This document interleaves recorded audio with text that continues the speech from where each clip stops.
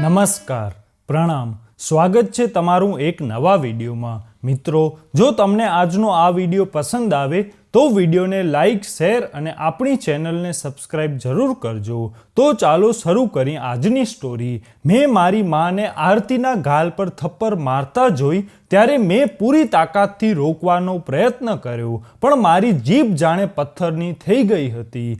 મારો હાથ નિસ્તેજ અને મારો અવાજ કેદ થઈ ગયો હતો અને મારી આંખો સામે એ સ્ત્રી જેના માટે મેં મારું જીવન સમર્પિત કર્યું હતું, જમીન પર પડીને રડી રહી હતી। મેં મારી મુઠ્ઠીઓવાળી આંખો બંધ કરી અને દિલથી ભગવાનને પોકાર્યા કે હે ભગવાન, મને બોલવાની શક્તિ આપ। અને પછી જે થયું તે એવો ચમત્કાર હતો જેને જોઈને મારી મા અને બહેનોના ચહેરા પર પહેલીવાર ડર દેખાયો। જીવનના એ દિવસો કંઈ સ્વપ્ન જેવા હતા। હું આકાશ એક સામાન્ય પણ મહેનતુ માણસ હતો।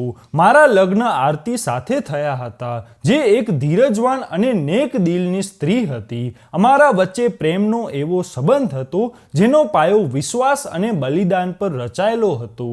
લગ્નના શરૂઆતના દિવસોમાં આરતીનું હાસ્ય ઘરમાં ગૂંજતું તો એવું લાગતું કે જાણે ચારે તરફ પ્રકાશ ફેલાઈ ગયો હોય। મારી મા અને બહેનો શરૂઆતથી તેનાથી દૂર રહેતી।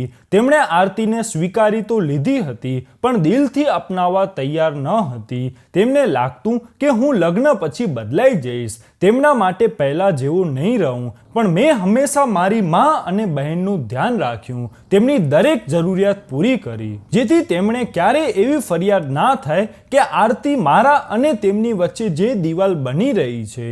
લગ્નના શરૂઆતના દિવસોમાં આરતીએ પૂરી કોશિશ કરી કે તે મારી માતા અને બહેનોને ખુશ રાખે।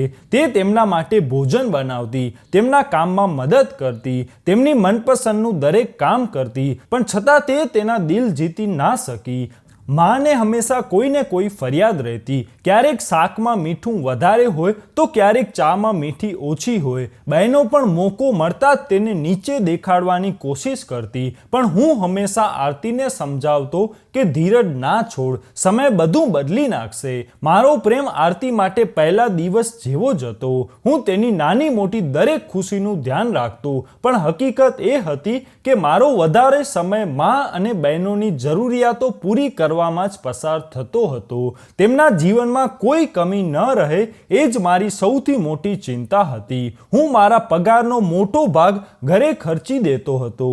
આરતીની માંગણીઓ ઘણીવાર દિલમાં જ રહી જતી।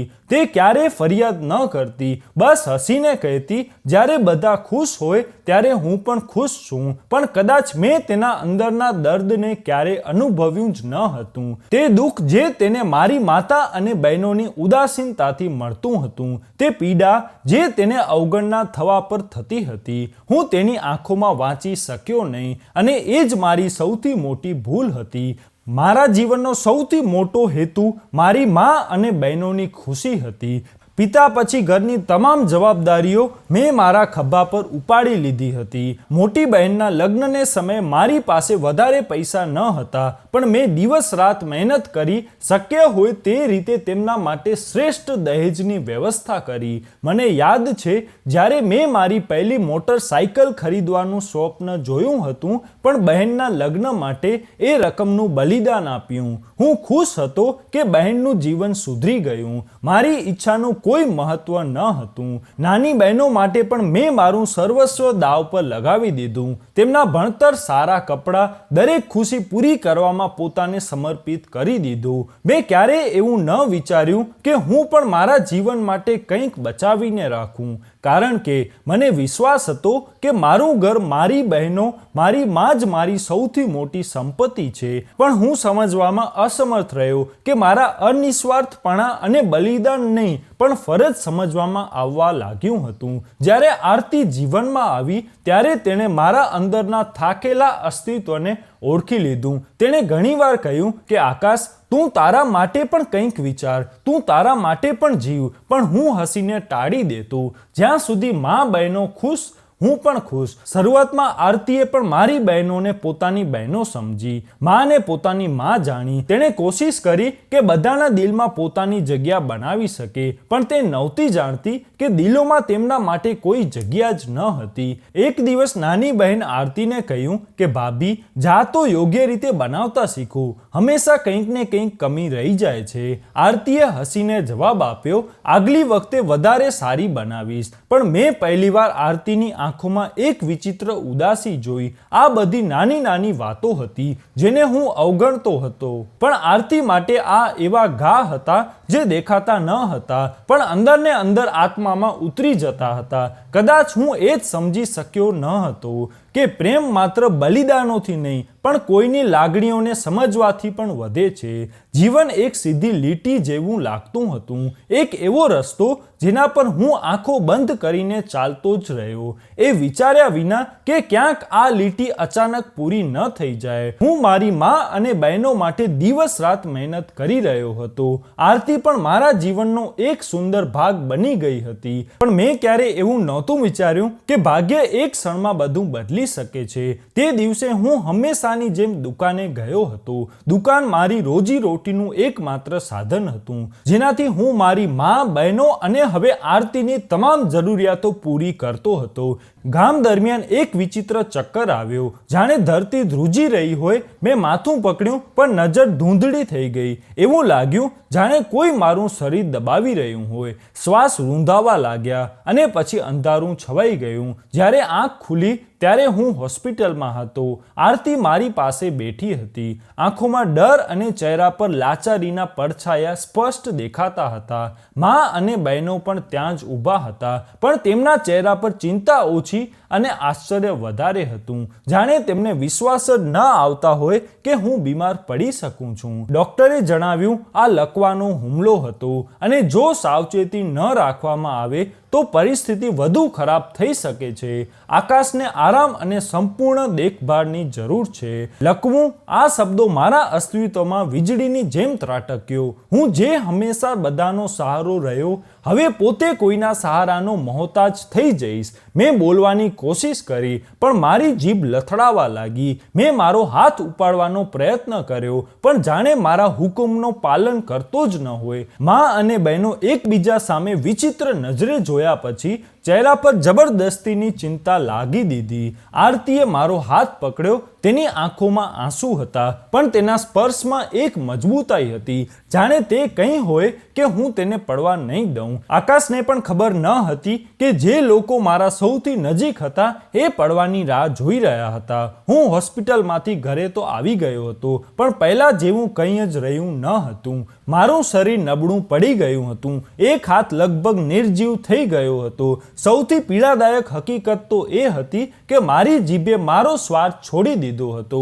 હું બોલવા માંગું, બધું કહેવા માંગતો હતો, પણ શબ્દો મારા હોઠ સુધી પહોંચતા પહેલા જ ક્યાંક ખોવાઈ જતા હોય. આરતી દરેક સમય મારું ધ્યાન રાખતી. તે મને જમવામાં મદદ કરતી, મારા કપડાં બદલવામાં સહારો આપતી, રાત્રે પણ જાગીને મારી જરૂરિયાતોનું ધ્યાન રાખતી. હું તેની આંખોમાં ઊંઘની કમી અને થાક જોઈ શકતો હતો, પણ તે ક્યારેય કોઈ ફરિયાદ ન કરતી. પરંતુ મારી માં અને બહેનનું વર્તન ધીમે ધીમે બદલાવા લાગ્યું. શરૂઆતમાં તેઓ થોડા દિવસો સુધી મારી સાથે સહાનુભૂતિ બતાવતા રહ્યા, પણ જેમ જેમ સમય વીતતો ગયો તેમના ચહેરા પર એ જ જૂની કઠોરતા પાછી ફરવા લાગી. હું શાંતિથી બધું જોતો, પણ બોલવામાં અસમર્થ હતો. એક દિવસ જ્યારે આરતી મને જમાડી રહી હતી ત્યારે મારી માતાએ વ્યંગમાં કહ્યું, હવે આખી જિંદગી એના પર એના નખરા ઉપાડતી રહેશે.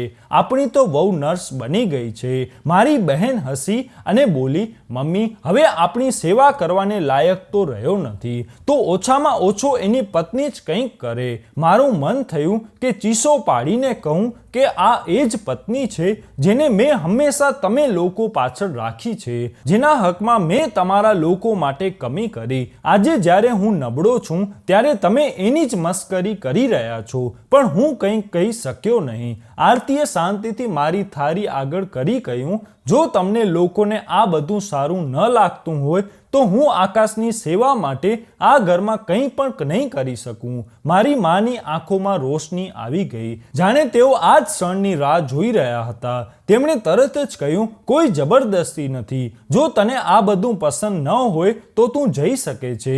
મારું દિલ ધડકી ગયું. મેં આરતી તરફ જોયું. તેની આંખો ભરાઈ આવી હતી. હું બોલવા માંગતો હતો, ચીસો પાડવા માંગતો હતો, પણ મારી જીભ મારો સાથ આપી રહી ન હતી. મારી મા અને બહેનોનું વર્તન દિવસે ને દિવસે બદલાતું જઈ રહ્યું હતું. જ્યારે હું સ્વસ્થ હતો ત્યારે તેઓ મને પોતાનો સહારો સમજતા હતા, મારી મહેનત પર હક જમાવતા હતા. પણ હવે જ્યારે હું લાચાર થઈ ગયો છું ત્યારે હું તેમના પર બોજ બની ગયો છું. આરતી દિવસ રાત મારું ધ્યાન રાખતા. તે મને નવડાવતી, જમાડતી, મારા નબળા હાથોને સહારો આપીને ચાલવાની કોશિશ કરાવતી, પણ બદલામાં તેને માત્ર મેણા જ મળતા. મારી મા કહેતી, કેમ આટલું કરી રહી છે? એ હવે પહેલા જેવો રહ્યો નથી. ગમે તેટલું કરી લે, કોઈ ફાયદો નથી. બહેનો પણ મોકો જોઈને આરતીની ટીકા કરતી. તે તો આકાશને પૂરી રીતે કાબૂમાં કરી લીધો છે. એ તો હવે બોલી પણ નથી શકતો. હવે તારી મરજી ચાલશે. હું અંદરને અંદર તડપતો હતો. ચીસો પાડીને કહેવા માંગતો હતો કે આરતી કાબૂ નથી કરી રહી, પણ મારો સાથ આપી રહી છે. એ જ છે જે મને આ હાલતમાં પણ સહારો આપી રહી છે, જ્યારે તમે બધાએ તો મને છોડી દીધો છે. પણ મારી જીભ શાંત હતી. મારી લાચારી મારી સૌથી મોટી સજા બની ગઈ હતી. પછી એ દિવસ આવ્યો જ્યારે મેં મારી આંખો સામે એક એવું દ્રશ્ય જોયું જેણે મારા દિલને ચીરી નાખ્યું. આરતી બપોરના ભોજનની તૈયારી કરી રહી હતી. મારી બહેનોમાંથી એકે ગુસ્સાથી વાસણ ફેંકીને કહ્યું, આ શાક આટલું તીખું કેમ બનાવ્યું છે? તને કંઈ બનાવતા આવડે છે કે નહીં? આરતીએ નરમાશથી કહ્યું, હું હમણાં જ બીજું બનાવી દઉં છું. પણ માએ ગુસ્સાથી એક જોરદાર થપ્પડ તેના ગાલ પર મારી. આરતી કથરીને જમીન પર પડી ગઈ અને હું બસ જોતો જ રહ્યો. મારા હાથ નબળા હતા, જીભ નકામી હતી, પણ દિલની અંદર એક આગ ભડકી ઉઠી. હું પૂરી તાકાતથી બોલવાની કોશિશ કરી રહ્યો હતો, પણ મારા હોઠમાંથી કોઈ જ અવાજ ન નીકળ્યો. આરતીએ ધ્રુજતા હાથે પોતાનો ગાલ પકડ્યો. આંખોમાં આંસુ કરવા લાગ્યા. તે શાંતિથી ઊભી થઈને મારી તરફ જોયું. તેની નજર કહી રહી હતી, શું તું કંઈ નહીં કરી શકે? શું તું મને આમ જ લાચાર છોડી દઈશ? હું બસ આંખો બંધ કરીને મારી લાચારી પર રડી રહ્યો હતો. આરતી જમીન પર પડેલી હતી. તેનો હાથ ગાલ પર હતો, જ્યાં થપ્પડે પોતાની નિશાની છોડી દીધી હતી. તેના આંસુ શાંતિથી વહી રહ્યા હતા, પણ તે કંઈ બોલી શકી નહીં. કદાચ તેને મારી શાંતિનો અંદાજ આવી ગયો હતો. મારી મા અને બહેનો એ રીતે ઊભા હતા જાણે કંઈ થયું ન હોય. માએ કટાક્ષ સ્વરમાં કહ્યું, ચાલ ઊભી થઈ જા, જઈને ફરીથી ખાવાનું બનાવ. આરતીએ એક નજર મારી મા તરફ ફેંકી અને મારો આત્મા જાણે અંદરથી તૂટી ગયો. ચીસો પાડવા માંગતો હતો, બધાને હચમચાવી નાખવા માંગતો હતો, પણ હું માત્ર મારી આંખોથી આંસુ વહાવી શકતો હતો. હું કંઈ કરી શક્યો ન હતો.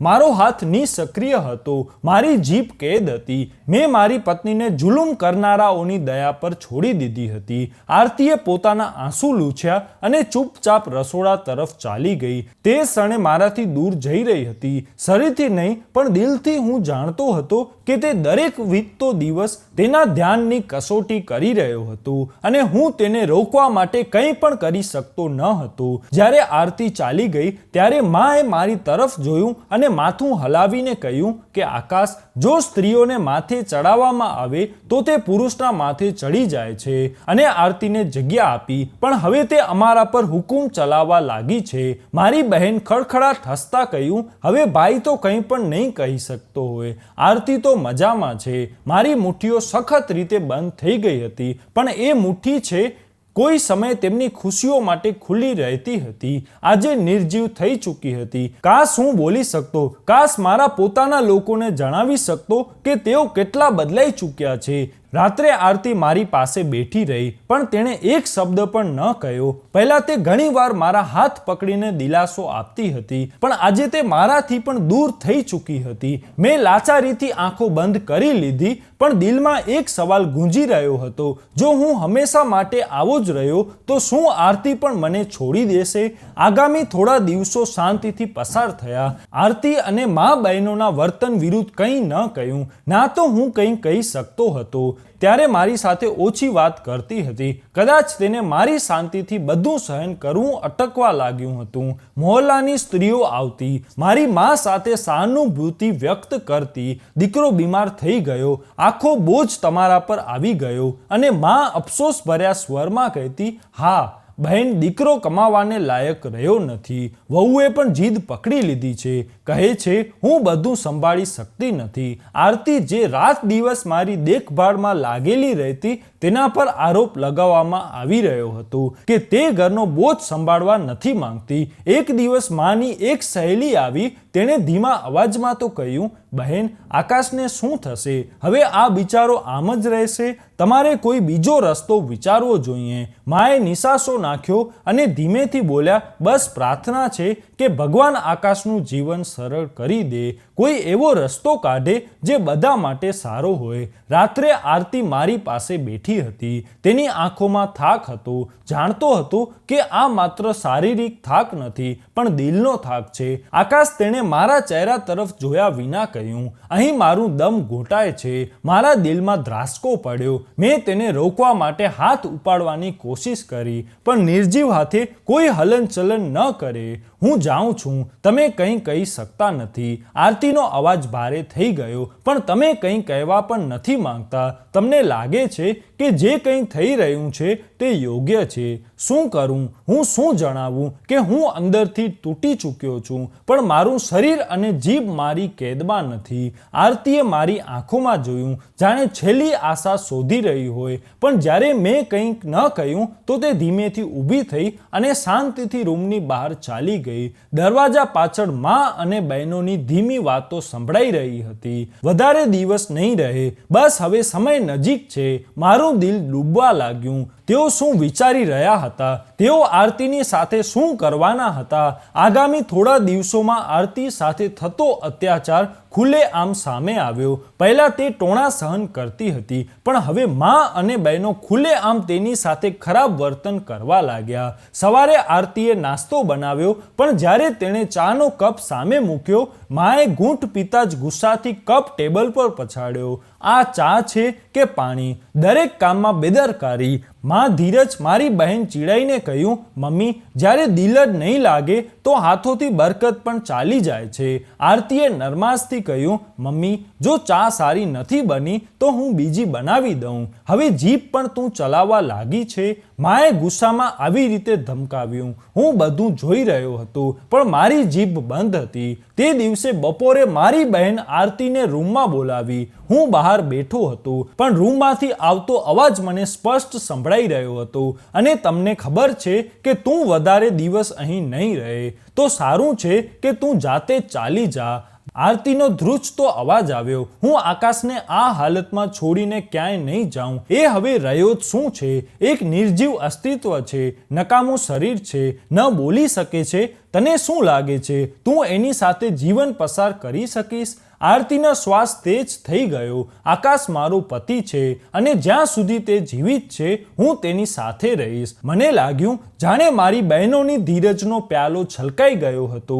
અચાનક એક જોરદાર થપ્પડનો અવાજ આવ્યો. આરતી એક ચીસ પણ ન પાડી. બસ શાંતિ છવાઈ ગઈ. મારું દિલ જોર જોરથી ધડકવા લાગ્યું, પણ હું લાચાર હતો. રાત્રે જ્યારે બધા સૂઈ ગયા ત્યારે મેં મા અને બહેનોની ધીમી વાતો સાંભળી. આ જાતે નહીં જાય, એને જવા માટે મજબૂર કરવી પડશે. બસ થોડા દિવસો અને પછી આ પણ અહીં નહીં રહે, અને ન તો આકાશ આપણા રસ્તામાં આવશે. મારા અંદર ડરની એક લહેર દોડી ગઈ. તેઓ શું કરવાના હતા? શું તેઓ આરતી સાથે કંઈક એવું કરવાના હતા કે તે હંમેશા માટે ચાલી જાય? આરતી પર થતો અત્યાચાર હવે સહન બહારનો હતો. હું લાચાર હતો, પણ હું બધું જોઈ રહ્યો હતો. મારી મા અને બહેનો, જેમને મેં મારા જીવનની દરેક ક્ષણમાં પ્રાથમિકતા આપી હતી, એ જ હવે મારી સામે મારી પત્ની પર અત્યાચાર કરી રહ્યા હતા, અને હું કંઈ પણ કરી શકતો ન હતો. આરતીની આંખોની રોશની ઝાંખી પડવા લાગી હતી. તે જે ક્યારેક ઘરમાં હસતી મુસ્કુરાતી ફરતી હતી, હવે મોટે ભાગે ચૂપ રહે. તે શાંતિથી મારી પાસે બેસીને મારા હાથ પગ દબાવવા આવતી, જાણે કંઈક કહેવા માંગતી હોય, પણ તેના શબ્દો પણ કદાચ મારી જેમ નબળા થઈ ગયા હતા. રાત્રે જ્યારે બધા સૂઈ ગયા ત્યારે આરતી મારી પાસે આવી. તેની આંખો લાલ થઈ ગઈ હતી, પણ તે રડતી ન હતી. આકાશ, હું ખૂબ જ થાકી ગઈ છું. મેં તેની તરફ જોયું. તેના ચહેરા પર એક વિચિત્ર શાંતિ હતી, પણ શાંતિ પાછળ એક ભયાનક હકીકત છુપાયેલી હતી. તે હવે હારવા લાગી હતી. મેં તમારી માં અને બહેનોને ક્યારેય કંઈ નથી કહ્યું. મેં ધીરજ રાખી. હવે હું સહન નથી કરી શકતી. તેઓ મને તમારાથી દૂર કરવા માંગે છે. કદાચ તેઓ કરી પણ દેશે. આરતીનો અવાજ ધ્રુજી રહ્યો હતો. તેના શબ્દો કોઈ હાથથી ઓછા ન હતા. હું તમને છોડીને ક્યાંય નહીં જાઉં. આકાશ, પણ જો મારી સાથે કંઈ થઈ જાય તો જાણી લેજો કે મેં તમને ક્યારેય દોષી નથી ગણ્યા. આ સાંભળતા જ મારા દિલના ધબકારા જાણે થંભી ગયા. મારી સાથે કંઈક થઈ જાય. આરતી આ શું કહી રહી હતી? શું તે સંકેત આપી રહી હતી કે માં અને બહેનો તેની વિરુદ્ધ કોઈ મોટું કાવતરું રચી રહ્યા હતા? રાત્રે મેં સૂવાની કોશિશ ન કરી. હું મારી માં અને બહેનોની વાતો યાદ કરતો રહ્યો. આરતીના આંસુ મારા મનમાં ગૂંજતા રહ્યા, અને છેવટે મેં મારા નિર્જીવ હાથોને જોયા ને આકાશ તરફ મોઢું ઊંચું કર્યું કે હે ભગવાન, હું લાચાર છું, બોલી નથી શકતો, ચાલી નથી શકતો, પણ તું તો બધું જોઈ રહ્યો છે. તું જાણે છે હું જુલ્મી નથી, પણ હું જુલુમ કરનારાઓને રોકી પણ નથી શકતો. ભગવાન, મને કોઈ રસ્તો તો બતાવો, મને શક્તિ આપ. મારી આંખો બંધ થઈ ગઈ અને આંસુ મારા ગાલ પર વહેતા રહ્યા. હું જાણતો ન હતો કે મારી આ ફરિયાદ કુદરતના દરબારમાં પહોંચી ચૂકી હતી, અને એ નિર્ણય થવાનો હતો જે બધું બદલી નાખશે. બીજા દિવસે સવારે મારી માં અને બહેનોના વર્તનમાં એક વિચિત્ર બદલાવ આવ્યો. તેઓ જે ગઈકાલ સુધી આરતીને મેણા મારતા હતા, આજે અચાનક ખુશ મિજાજ થઈ ગયા હતા. માએ આરતીને બોલાવી અને કહ્યું, દીકરી, મારે તારી સાથે થોડી જરૂરી વાત કરવી છે. આ પહેલો મોકો હતો જ્યારે માએ તેને દીકરી કહીને બોલાવી હતી. આરતી આશ્ચર્યથી મારી તરફ જોયું, જાણે તે વિશ્વાસ ન કરી શકતી હોય કે આ એ જ સ્ત્રી છે તે ગઈકાલ સુધી તેને ઘરમાંથી કાઢી નાખવા માટે હાજર હતી. બેચેન હતી. માં બેચેન હતી. માએ આરતીનો હાથ પકડ્યો કે જો હું માનું છું કે અમે તારા પર સખ્તાઈ કરી, પણ તમારે પણ કંઈક સમજવું જોઈએ કે અમે તમને અમારી વહુ તરીકે સ્વીકારી લીધી છે. હવે જ્યારે આકાશ બીમાર છે ત્યારે અમને તારી જરૂર છે.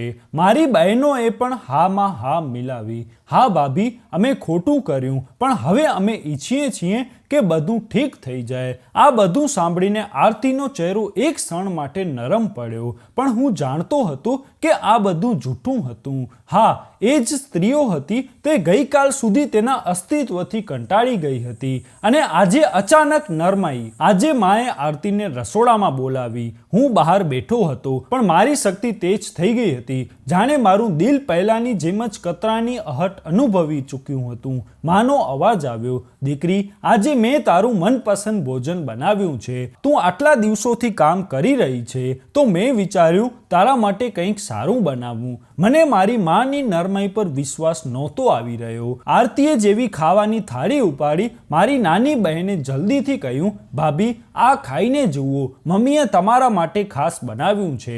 મારું દિલ જોરથી ધડક્યું. કંઈક ખોટું હતું. હું કંઈક કહેવા માંગતો હતો, ચીસો પાડવા માંગતો હતો, પણ મારી જીભ જાણે તાળવા સાથે ચોંટાઈ ગઈ હતી. આરતીએ કોરીઓ ભળીને ખાવાની કોશિશ કરી, પણ એક ક્ષણે મારા શરીરમાં જાણે વીજળી દોડી ગઈ. મારો હાથ હલવા લાગ્યો હતો ને પૂરી તાકાત ભેગી કરી અને ધ્રુજતા હાથે થાળીને ઠોકર મારી દીધી. માં અને બહેનો ચોંકી ગયા. આરતી આશ્ચર્યથી મારી તરફ જોઈ. થોડી ક્ષણો માટે રૂમમાં સન્નાટો છવાઈ ગયો. બધા આશ્ચર્યથી મને જોઈ રહ્યા હતા, જાણે તેમને વિશ્વાસ ન આવતો હોય કે મેં હલનચલન કરી હતી. માની આંખોમાં એક ક્ષણ માટે ડર ઉભરાયું. તેમના ચહેરા પર આશ્ચર્ય હતું. આરતી તે જાણે શ્વાસ લેવાનું ભૂલી ગઈ હતી. તેણે ધ્રુજતા હાથે મારો હાથ પકડ્યો.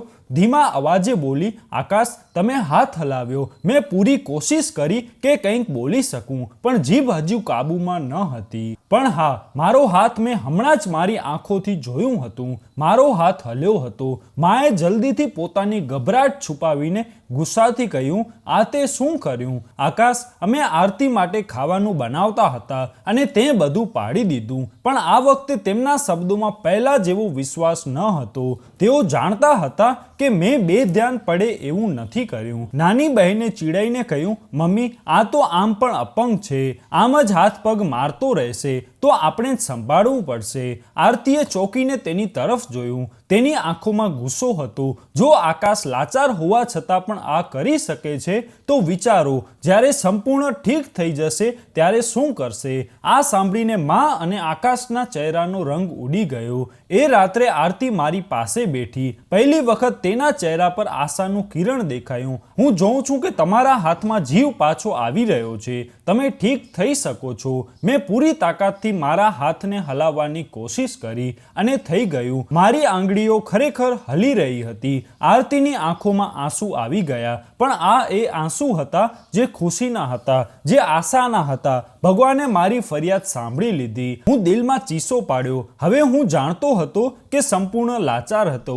હવે મને માત્ર સમય જોઈતો હતો. સમય તે હું બધાની સામે માં અને બહેનોનો અસલી ચહેરો ઉજાગર કરી શકું. બીજા દિવસે જ્યારે મેં આંખ ખોલી તો આરતી મારી પાસે બેઠી હતી. તેના ચહેરા પર એક વિચિત્ર પ્રકાશ હતો. જાણે તેને વિશ્વાસ થઈ ગયો હોય કે હું ઠીક થઈ રહ્યો છું. મારી આંગળીઓ હજી પણ હલી રહી હતી. એ મારી પૂરી તાકાત લગાવીને ફરી એકવાર હાથને હલનચલન કરવાની કોશિશ કરી અને મારો હાથ હલ્યો. આરતીએ ઝડપથી મારો હાથ પકડ્યો. આકાશ, તમારા હાથમાં જીવ આવી રહ્યો છે.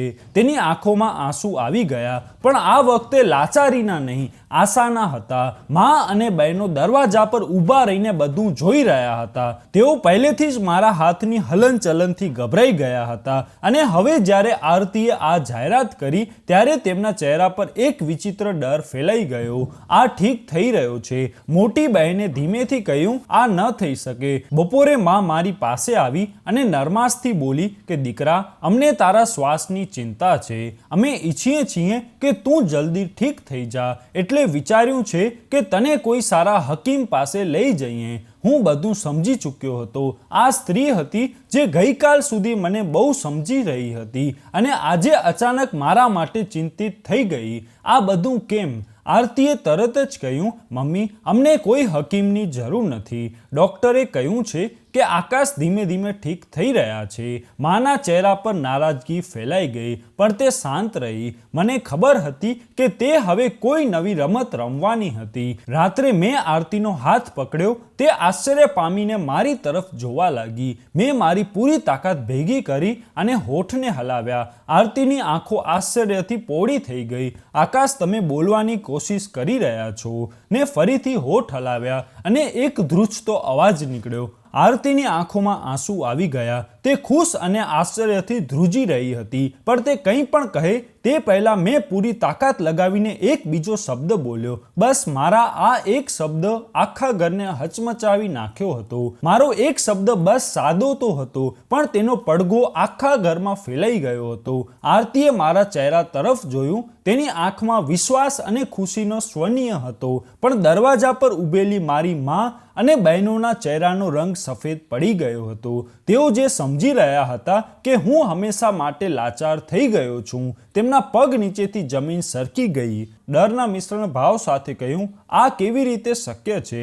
આરતીએ મક્કમ અવાજે કહ્યું, ભગવાનની કૃપાથી આકાશ ઠીક થઈ રહ્યા છે. જ્યારે તેઓ સંપૂર્ણ ઠીક થઈ જશે ત્યારે શું થશે તમે બધા સારી રીતે જાણો છો. માં અને બહેનોની આંખોમાં પહેલીવાર વાસ્તવિકતા ડર ઉભરાયું. પહેલીવાર મેં તેમની આંખોમાં ડર જોયું. બીજા દિવસે મેં મારી પૂરી તાકાત લગાવીને વધુ શબ્દો બોલવાની કોશિશ કરી. આરતીએ મને સહારો આપ્યો અને જ્યારે મેં હોઠ હલાવ્યા ત્યારે મારા નબળા અવાજમાં એક બીજું વાક્ય નીકળ્યું, આરતી, હું બધું જાણું છું. માના હાથમાંથી પાણીનો ગ્લાસ પડી ગયો. આ બધું જૂઠું બોલી રહ્યો છે. મોટી બહેને ગભરાઈને કહ્યું, નહીં. આરતીએ હસતા કહ્યું, આ સાચું બોલી રહ્યા છો અને હવે બધાએ સાચું સાંભળવું પડશે. બહેનોની જીભ લથડાવા લાગી. મારી નાની બહેને જલ્દીથી કહ્યું, મમ્મી, આપણને કંઈક જલ્દી કરવું પડશે, નહીં તો શું? મેં મારા નબળા અવાજમાં કહ્યું, પણ મારો સ્વર એવો હતો કે તેઓ બધા સ્થિર થઈ ગયા. માં આગળ આવીને બોલી,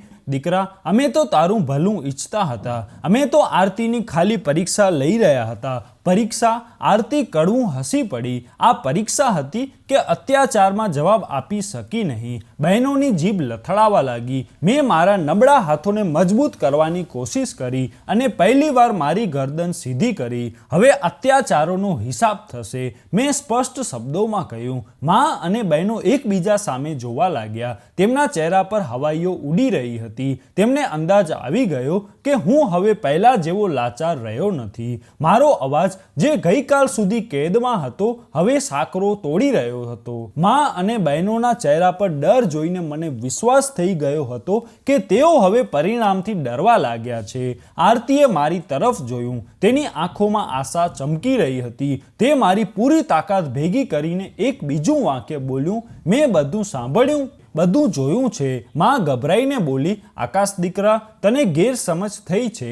અમે તો હંમેશા તારું ભલું ઈચ્છતા હતા. મેં નામાં માથું હલાવ્યું. શું મારું ભલું એમાં હતું કે મારી પત્ની પર અત્યાચાર કરવામાં આવે, તેને ઘરમાંથી કાઢવાનું કાવતરું રચવામાં આવે, આરતી પર હાથ ઉપાડવામાં આવે? મારા શબ્દોએ બધાને હચમચાવી નાખ્યા. માં અને બહેનો શાંત થઈ ગયા. આરતીએ મારી બહેનો તરફ જોઈને કહ્યું, હવે બોલો. આકાશ સામે પણ એ જ બહાના કરશો જે બીજાઓ સામે કરો છો. બીજા દિવસે મેં આરતીને કહ્યું કે મોહલ્લાની થોડીક પ્રતિષ્ઠિત મહિલાઓ અને નજીકના સંબંધીઓને બોલાવે. માં અને બહેનો ચોંકી ગયા પણ કંઈ કહેવાની હિંમત ન કરી શક્યા. જ્યારે બધા ભેગા થઈ ગયા ત્યારે મેં બધાને સામે બોલાવીને કોશિશ કરી. જ્યારે હું બીમાર થયો ત્યારે મેં વિચાર્યું કે મારી માં અને બહેનો મારો સહારો બનશે, પણ તેમણે શું કર્યું? તેમણે આરતી પર અત્યાચાર શરૂ કરી દીધી. તેને ઘરમાંથી કાઢવાનું કાવતરું રચ્યું અને જ્યારે હું લાચાર હતો ત્યારે મારી સાથે પણ એવું જ વર્તન કર્યું. જ્યારે હું તેમના માટે બોજ હોઉં એવું જ વર્તન કર્યું. જ્યારે હું તેમના માટે બોજ હોઉં. માં ચીસો પાડી, આ જૂઠું છે. પણ આરતીએ બધાની સામે માએ કહેલા વાક્યો દોડાવ્યા. બહેનોએ વાતો સાંભળી જે મેં મારી લાચારી દરમિયાન સાંભળી હતી. મોહલ્લાની મહિલાઓએ એકબીજા સામે જોયું. મોટી ફઈએ કહ્યું, ભાભી, જો મોહિની જૂઠું બોલી રહી છે તો પછી આકાશને આ બધું કેવી રીતે ખબર છે? આ તો બોલી પણ નહોતો શકતો. માના ચહેરા પર પરસેવો આવી ગયો. બહેનોની નજર ઝૂકી ગઈ. તેમને અંદાજ આવી ગયો હતો કે હવે તેઓ જૂઠું બોલી શકશે નહીં. મોહલ્લામાં વાત ફેલાઈ ગઈ. માં અને બહેનોને જે ગઈકાલ સુધી બધાની સામે નિર્દોષ બનતી હતી આજે બધાની નજરમાં ખુલ્લી પડી ગઈ. અને આ તો માત્ર શરૂઆત હતી. માં અને બહેનો ખુલ્લા પડી ગયા હતા. એ સ્ત્રીઓ જે બીજાઓની સામે નિર્દોષ બનીને મારી બીમારીને પોતાની કસોટી ગણાવતી હતી આજે તેમના ચહેરા પરથી નકાબ ઉતરી ગયો હતો. મોહલ્લાની મહિલાઓએ ધીમે ધીમે વાતો શરૂ કરી દીધી. મોટી ફઈએ કડવું હસતા કહ્યું, અમને તો પહેલા શંકા હતી કે કંઈક ખોટું થઈ રહ્યું છે. આરતી આટલી ધીરજવાન સ્ત્રી છે પણ જો તે પણ ફરિયાદ કરી રહી છે તો ચોક્કસ અત્યાચાર સહન કરી રહી જશે. મારી બહેનના પતિએ જ્યારે હકીકતની ખબર પડી ત્યારે તેઓ પણ ચૂપ ન રહ્યા. મોટી બહેનનો પતિ ગુસ્સામાં હતો. તું હંમેશા કહેતી હતી કે તારો ભાઈ અને ભાભી તને નીચી નજરે જુએ છે, પણ હકીકત તો કંઈક બીજી જ નીકળી. ત્યાં જ પોતાના ભાઈ પર અત્યાચાર કર્યો. પોતાની ભાભીને ઘરમાંથી કાઢવાનું કાવતરું રચ્યું. મારી બહેન નજર ઝુકાવી દીધી. નાની બહેનના પતિએ પણ વ્યંગમાં કહ્યું, મને તો સમજણ જ નથી પડતી કે તારી જીભમાં હંમેશા ઝેર કેમ ભરેલું હોય છે. હવે સમજાયું, તને ઝેર વેરવાની આદત જ છે. માએ ગભરાઈને બધાને શાંત કરવાની કોશિશ કરી. બસ તમારે બધાને અમારા ઘરેલું મામલામાં બોલવાની જરૂર નથી. તેનો સ્વર કઠોર હતો, પણ તેમાં પહેલા જેવો દબદબો ન હતો. મેં પૂરી તાકાત ભેગી કરીને કહ્યું, આ ઘરેલું મામલો નથી, અત્યાચારનો મામલો છે. માએ ચોંકીને મારી તરફ જોયું. જ્યારે હું સ્વસ્થ હતો ત્યારે હું તમારી સેવામાં દરેક હદ સુધી ગયો, તમારા આરામ માટે ખુશીઓનું બલિદાન આપ્યું. પણ જ્યારે હું બીમાર થયો ત્યારે તમે મને જ બોધ સમજી લીધો. શું માં આવી હોય છે? માની આંખોમાં વિનાશી ચમકી. પણ હવે બહુ મોડું થઈ ગયું હતું. મેં આરતીનો હાથ પકડ્યો અને સ્પષ્ટ શબ્દોમાં કહ્યું કે અમે આ ઘરમાં નહીં રહી શકીએ. હવે અમે અમારું નવું જીવન જીવીએ, એ બધાથી દૂર જેમના દિલમાં માત્ર સ્વાર્થ છે. માં અને બહેનો શાંત થઈ ગયા. તેમની દુનિયા જાણે ઉજ્જડ થઈ ગઈ હતી. આરતીએ મારો હાથ મજબૂત રીતે પકડ્યો. અમે દરવાજા તરફ પગલાં ભર્યા, આગળ જેના માટે મેં મારું જીવન સમર્પિત કર્યું હતું આજે મારા માટે પારકું થઈ ગયું હતું. હું અને આરતી દરવાજાની બહાર નીકળી ગયા હતા, પણ આ સફળ એટલો સરળ ન હતો. મારા પગ હજી ધ્રુજી રહ્યા હતા, જીભ હજી સંપૂર્ણ રીતે સાથ નહોતી આપી રહી, પણ આરતીને આજ મજબૂત હાથે મને સહારો આપ્યો હતો. મેં પાછળ વળીને ન જોયું, કારણ કે ત્યાં માત્ર દગો અને સંવેદનાહીન હતી. મેં મારા જીવનની બધી કમાણી, મારો પરસેવો મારા ઘરવાળાઓ માટે વહાવ્યો હતો, પણ જ્યારે હું લાચાર થયો ત્યારે એ જ લોકો મારા માટે દરવાજા બંધ કરવા તૈયાર હતા. આરતીએ ધીમેથી કહ્યું, આપણે ક્યાં જઈશું? મેં નબળા અવાજમાં કહ્યું, જ્યાં સન્માન હોય, જ્યાં શાંતિ હોય, ત્યાં આપણને બંનેને એકબીજાનો સાથ આપીશું. આરતી આંખો બંધ કરીને માથું હલાવ્યું. તે જાણતી હતી કે અમે એક મોટી લડાઈ જીતી લીધી હતી, પણ આગળ પણ ઘણી કસોટીઓ અમારી રાહ જોઈ રહી હતી. અમને ગયાને માત્ર 2 જ દિવસ થયા હતા, પણ મહોલ્લામાં ખળભળાટ મચી ગયો હતો. મા અને બહેનો જે ગઈકાલ સુધી બધાની સામે પીડિત બનતી હતી, આજે લોકો તેમને તિરસ્કાર ભરી નજરે જોઈ રહ્યા હતા. કોઈએ મહિલાઓની સામે સ્પષ્ટ કહી દીધું કે આવી મા અને બહેનો પહેલી વાર જોઈ છે જે પોતાના દીકરા અને ભાઈના દુશ્મન બની ગયા. કેટલીક મહિલાઓએ હામાં હા મિલાવી અને આરતી તો ધીરજની મૂર્તિ નીકળી. કોઈ બીજી હોત તો ક્યારે બધું છોડીને ચાલી ગઈ હોત. મારી માના ચહેરા પર કાળી પીલી લાગી ગઈ હતી. ત્યાં મહિલાઓથી નજર ચોરી રહી હતી, જેમની સામે તે હંમેશા પોતાની ખોટી પીડિતાનો ઢોંગ કરતી હતી. બહેનોએ પોતાના પતિઓના મેણા સાંભળવા પડી રહ્યા હતા. મોટી બહેનનો પતિ ખૂબ જ નારાજ હતો. જો તને તારા ભાઈનું સન્માન કરતા નથી આવડતું તો તું મારા ઘરનું સન્માન કેવી રીતે કરી શકે? અહીં હું અને આરતી એક નાના ભાડાના ઘરમાં આવી ગયા હતા. આ ઘર બહુ મોટું ન હતું, ન તો વધારે સુવિધાવાળું હતું, પણ આ અમારું પોતાનું હતું. આરતીએ મારો હાથ પકડ્યો. પહેલીવાર અમે બંને શાંતિથી શ્વાસ લીધો. અમે એ ઝેરીલું વાતાવરણ પાછળ છોડી દીધું હતું, પણ જીવન હજુ સરળ ન હતું, સંપૂર્ણ સ્વસ્થ થયો ન હતો.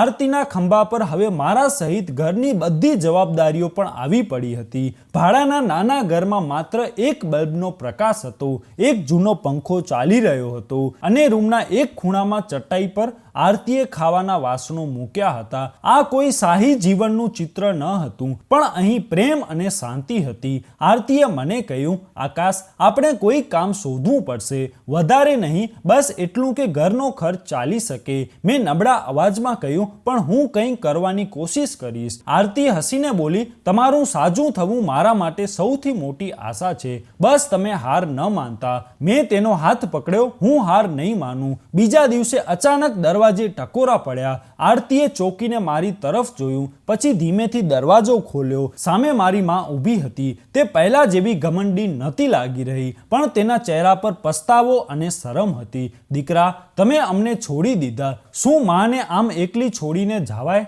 તેના અવાજમાં જૂની ચાલાકી હતી, પણ હવે આરતી પણ મુખ પ્રેક્ષક ન રહી. માં એ હોય છે જે દીકરાને પોતાનાથી દૂર નથી કરતી, જે વહુ પર અત્યાચાર નથી કરતી, જે પોતાની સંતાનો વિરુદ્ધ કાવતરા નથી કરતી. આરતીના શબ્દો તીરના જેમ હતા. માએ નાટકીય નિશાસો નાખ્યો, દીકરા, મારાથી ભૂલ થઈ ગઈ, પણ હવે હું મારી વહુને દિલથી અપનાવવા માંગુ છું. મેં નબળા પણ મક્કમ અવાજમાં કહ્યું, મમ્મી, પ્રેમ કોઈ વસ્તુ નથી જે મોકો જોઈને ખરીદી કે વેચી શકાય. જ્યારે તમે અમને તોડવાની કોશિશ કરી ત્યારે તમને અમારો ખ્યાલ ના આવ્યો. માં જવાબ આપી શકી નહીં. તમે પાછા જાઓ અને એ જ જીવન જીવો જેને તમે અમારા પર પ્રાથમિકતા આપી હતી. આરતીએ દરવાજો બંધ કરી દીધો. મેં આરતી તરફ જોઈ. તેની આંખોમાં શાંતિ હતી. અમે પાછળ જોવાનું છોડી દીધું હતું. હવે આગળ વધવાનો સમય હતો. જીવન નવા રસ્તા પર ચાલવા લાગ્યું હતું, પણ આ રસ્તો સરળ ન હતો.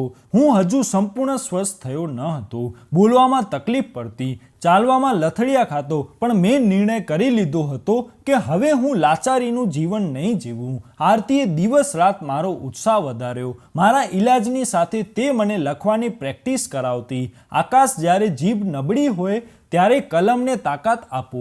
તેના કહેવાથી મેં એક જૂની ડાયરી કાઢી. રોજ થોડું થોડું લખવા લાગ્યો. પહેલાં મારો હાથ ધ્રુજતો, શબ્દો તૂટેલા ફૂટેલા નીકળતા, પણ ધીમે ધીમે હું સારો થવા લાગ્યો. એક દિવસ આરતી મારી પાસે બેઠી ને બોલી, તમને યાદ છે આકાશ, તમે હંમેશા કહેતા કે તમને વાર્તાઓ લખવાનો શોખ છે.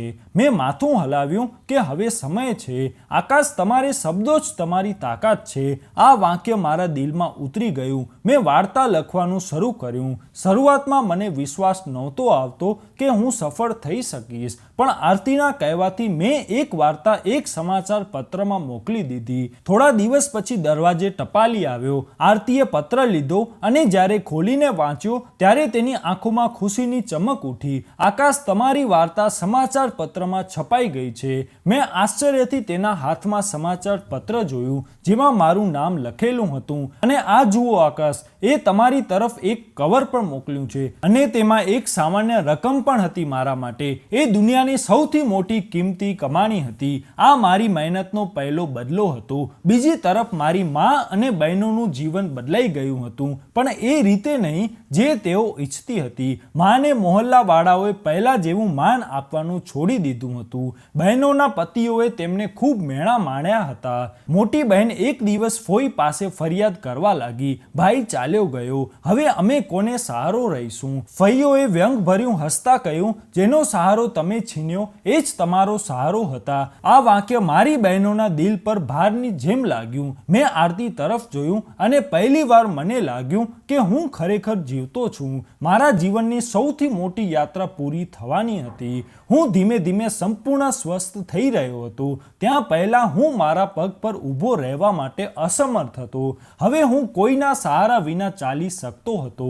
મારી જીભ જેમ મૂંગી થઈ ગઈ હતી, હવે સરળતાથી શબ્દો બોલી રહી હતી. આ બધું આરતીના પ્રેમ, ધીરજ અને ભગવાનની કૃપાનું પરિણામ હતું. એક દિવસ હું અને આરતી ચા પી રહ્યા હતા ત્યારે અંદાજક દરવાજે ટકોરા પડ્યા. આરતીએ દરવાજો ખોલ્યો અને સામે મારી માં ઊભી હતી. માની આંખોમાં એ જૂની ચમક ન હતી, પણ એક વિચિત્ર ખાલીપો હતો. તે થોડીવાર આરતીને જોતી રહી, પછી ધીમેથી બોલી કે આકાશ ક્યાં છે?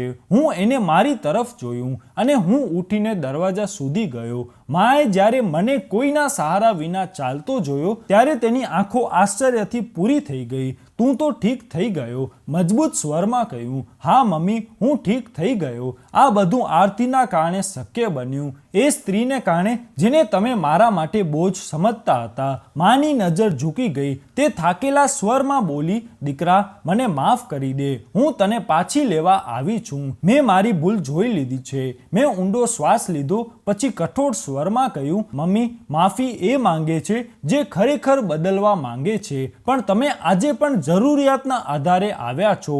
જો હું આજે પણ બીમાર હોત તો શું તમે દરવાજો ખખડાવત? માં શાંત થઈ ગઈ. મમ્મી, મેં તમને હંમેશા મારું સર્વસ્વ આપ્યું. તમે મને ત્યારે જ ચાહ્યો જ્યારે હું તમારા માટે ઉપયોગી હતો. આરતીને કંઈ ન માંગ્યું પણ બધું આપ્યું. તો હવે મારો નિર્ણય સાંભળી લો. મેં આરતીનો હાથ પકડ્યો. અમે તમારા ઘરે પાછા નહીં આવીએ. આ દરવાજો હંમેશા માટે બંધ થઈ ગયો છે.